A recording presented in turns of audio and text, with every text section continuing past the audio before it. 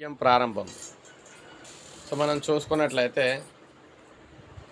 రేషన్‌కి సంబంధించి పేదల ఆహార భద్రత కోసం అమలు చేస్తున్న రేషన్ పథకం అమలులో కీలక లోపాలైతే ఉన్నాయి. కాగు పరిశీలనలో వెలుగు చూశాయన్నమాట. ఆదాయ పన్ను చెల్లింపుదారులు, అధిక విస్తీర్ణంలో వ్యవసాయ భూములు కలిగిన వారు సైతం రేషన్ లబ్ధి పొందుతున్నట్లు వెల్లడింది. అనర్హతతో పాటు మరణించిన లబ్ధిదారులతో కలిసి దాదాపు తెలంగాణ వ్యాప్తంగా 84 లక్షల మందికి రేషన్ బియ్యం అయితే ఇస్తున్నారన్నమాట. అంటే కార్డులకు సంబంధించి ఇందుకోసం నిబంధనలకు విరుద్ధంగా 130 కోట్లు వ్యయం చేశారు. ప్రధానమంత్రి కిసాన్ డేటా 2020-21 ప్రకారం ఇందులో మనం చూసుకున్నట్లయితే 52,000 మంది ఆదాయ పన్ను చెల్లింపుదారులుగా ఉన్నారు. 5,000 దాదాపు 6,000 మందికి 15 ఎకరాల కంటే అధిక భూమి ఉంది.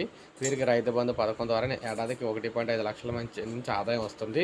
2021లో 16,000, 21-22లో 25,000 కేసులో లబ్ధిదారులు మరణించినప్పటికీ వారి పేరుతో రేషన్ తీసుకుంటూనే ఉన్నారు.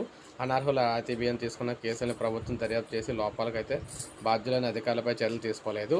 సో తెలంగాణ వ్యాప్తంగా ప్రజెంట్ అయితే రేషన్ అయితే పంపిణీ అయితే జరుగుతుందన్నమాట. సో మనకి ఏప్రిల్కి సంబంధించి దానిలో భాగంగా చాలామంది అనర్హులు అయితే ప్రజెంట్ అయితే రేషన్ అయితే ఇస్తున్నారు. వారందరికీ రద్దు అయితే చేయాలని చెప్పారు. సో ఇది మనకి అప్డేట్. ఒక లైక్ చేయండి, సబ్స్క్రైబ్ చేసుకోండి మన ఛానల్.